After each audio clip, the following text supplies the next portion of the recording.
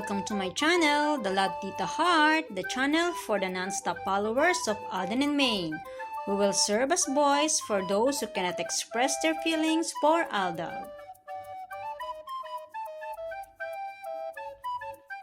Kamusta po kayo mga ka-non-stop? Good day po sa inyong lahat. Bago po tayo tumungo sa kaganapan kay Alden and Maine, please subscribe and hit the notification bell para ma-notify po kayo sa mga bagong video na i-upload ko. Salamat po! Happy heart mga ka-Aldab, Richard Fokerson Jr. Habang lumalaon, lalong lumalakas sa pagbibisikleta. Matapos ang 71.48 km morning gravel ride sa Mabalacat, Pampanga last August 10, 2025, muling nag-morning ride gamit ang kanyang road bike sa mas mahabang distansya, 105.81 km sa Pililla, Rizal with his friend Christopher Martin last August 17, 2025. At sa kaparehong petsa, ang super hands-on sa bagong bahay na pinapagawa ni Richard Jr. nagbigay ng time para sa interior designer team ng new home ng Fokerson Jr. family. Kasama rin ang construction and contracting company team. At ibinahagi din ni Richard Jr. ang mga ito na nasa home of the future. Siya kasama kanyang mga interior designer. Late upload na po ito ni Alden. Kung hindi po ako nagkakamali, July 26, 2025 po ito. Pero ibinahagi po niya last August 19, 2025 po lamang. At sa pareho rin pong petsa, August 19, may pasok po sa aviation si Captain Richard Fokerson Jr. Grabe, sobrang busy. And August 19 din po, ibinahagi po ito ni Alden. Hindi lang po tayo sure kung kabahagi po ba ito ng new home or iba pa po. Mukha po kasi itong bar. At ang new home po nila ay tila ba isang smart home. Dahil ang home of the future po ay nagde-design ng mga advanced technologies katulad po ng automated systems, security and access at marami pa pong iba. Masasabing mansion po ng mga bilyonaryo ang pinapagawa pong new home ni Richard Fokerson Jr. Samantala, makisali muna po tayo sa podcast ng Eat Bulaga. Pinanood ko po ang tamang panahon na pagbabalik tanaw ng Eat Bulaga nang mag 10th year anniversary po ito. Mula episode 1, sinundan ko po hanggang sa makarating po sa episode 5 para mag-observe kung bakit kinuha po nila ang pagkakataon na ito para balikan at i-celebrate ang 10th year ng Aldab and Kalye serye. Sadya ko pong tinapos muna bago po magbigay ng komento para sa ginawang pagbabalik tanaw po nila. Ang tanong, bakit nga ba pinaabot ng 10 years bago sila nagbalik tanaw? Pwede namang yearly kung talagang nais lang balikan ang mga pangyayari on and off cam na matapos paghiwalayin ang dalawa as love team. Kaya nga lang, mas mahihirapan silang buwagi ng solid fans ng Aldab kung taon-taon nila gagawin ang pagbabalik tanaw sa Kalye serye matapos ang paghihiwalay na ginawa sa love team ng Aldab. Ang tanging nagawa lang sa paghihiwalay ng love team ay nahati sa tatlo ang fandom. OSF ni Maine, OSF ni Alden, at syempre ang hindi matibag-tibag na nasa gitna, ang fandom ng Aldab Nation and True-Blooded Aldab Nation. Ang fandom na solid at patuloy na nagmamahal sa Aldab. Or kay na Alden and Maine. Ang sabi, kaya sila nagbalik tanaw para maikwento ang mga backstories, behind the scenes, na hindi nalaman ng mga fans tungkol sa Kalye serye. Paano nakarating si Maine sa Itbulaga? Ang tatay pala ni Maine ang driver niya at kasama pagpunta sa audition. Si Tatay Teddy rin pala ang naghimo kay Maine para puntahan muna ang audition niya sa Itbulaga bago unahin ang kontrata na meron na siya sana from PBB. Masasabi natin sa pagkakataon na ito na iba rin pala kapag gumana ang ika nga ay father instincts ng isang ama. Ramdam niya marahil kung saan mas nararapat dalhin ang anak niya. At masasabing iba rin talaga sumagot si Lord sa panalangin ng isang tao or ng isang grupo. Pag-amin nga ni Jennifer na nagpunta pa sila sa Germany para manalangin. Dahil pag-amin nga niya, bagsak ang ratings nila noon. Talo sila ng kabilang istasyon pagdating sa ratings. At sa panahon na yon, napapabalitang pabagsak din ang Mother Network ni Alden. At si Alden Richards naman, nagbabalak na rin na mag-quit na sa showbiz. Dahil 5 years na siya sa showbiz, pero wala pa rin nangyayari sa kanyang karir. Sa kwentuhan nga ni Nelson Canlas at Alden Richards sa isang interview, nabanggit ni Nelson na may pinuntahan siya sa Itbulaga at nakita niya si Alden doon. At nabanggit ni Alden na pinuproblema niya ang pangbayad sa kanyang sasakyan at bahay. At nabanggit naman ni Nelson sa kanya na huwag kang mag-alala. Darating din yon. Ibig sabihin, darating din ang kasagutan sa problema ni Alden. Kaya naman June 19, 2015, nang dahil sa father instincts ng isang ama, dumating ang kasagutan sa mga dalangin nila. Hindi rin natin alam na pwedeng may panalangin din ng mag-ama bago parehong nagpupunta sila sa mga audition katulad ng PBB at Itbulaga. Pero dahil nakadestin si Maine sa Itbulaga at makilala si Richard Jr., mas pinili ni Tatay Teddy na himukin si Nico Menday na Itbulaga muna ang kanilang puntahan.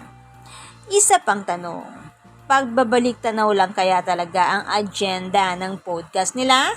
Di kaya gusto nilang malaman kung marami pa rin ba talaga ang nag-aabang sa love team ng Aldab or marami pa ba ang interesado na marinig ang love story nila Alden and Maine?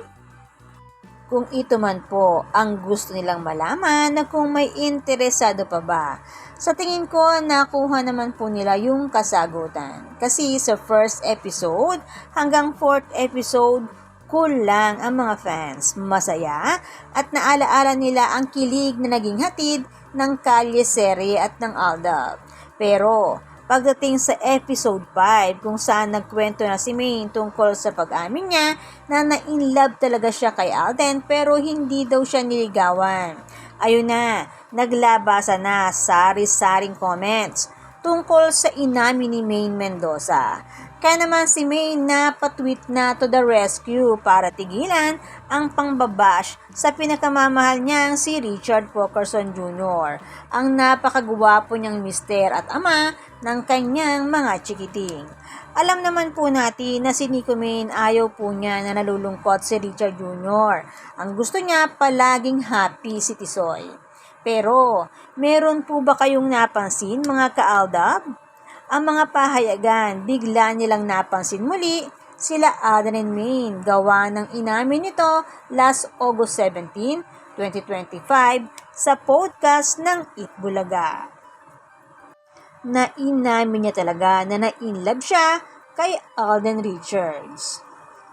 At ang Inquirer.net, inalala rin ang pag-amin naman ni Alden sa interview ni Tito Boy last October 9, 2023. Ang tanong po ni Tito Boy kay Alden, "Did you fall for Maine Mendoza?" Ang sagot po ni Alden, "Yes po, Tito Boy. Hypocrite po ako kung hindi. Ayoko pong sabihin alam niya, pero I did confess." Akala ko po mga ka-Aldab tayo lang ang makakaalaala nitong pag-amin na ito ni Alden Richards. Sa panahon po ito ng 5 breakups and a romance promotion. At kung kailan katatapos lang din ng pangyayaring kasal na ginanap sa tuktok ng Baguio na sinalanta ng Bagyong Egay.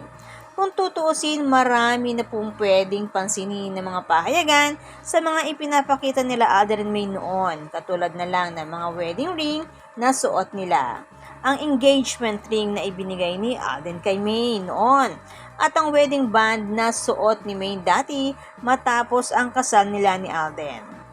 At ng taon ng 2023 sa EB, Ang Dover Cats at si Maine sinabing hindi totoong ikakasal siya. Lahat yung mga bagay na yan walang pumansin. Kahit ang interview ni Alden kay Tito Boy last October 9 na inamin niya na na-inlove siya kay Maine at umamin siya dito, wala rin pong pumansin. Noon, ngayon na lang nang umamin din si Maine na na-inlove talaga siya kay Alden. Ang tanong, part kaya ito ng isang plano?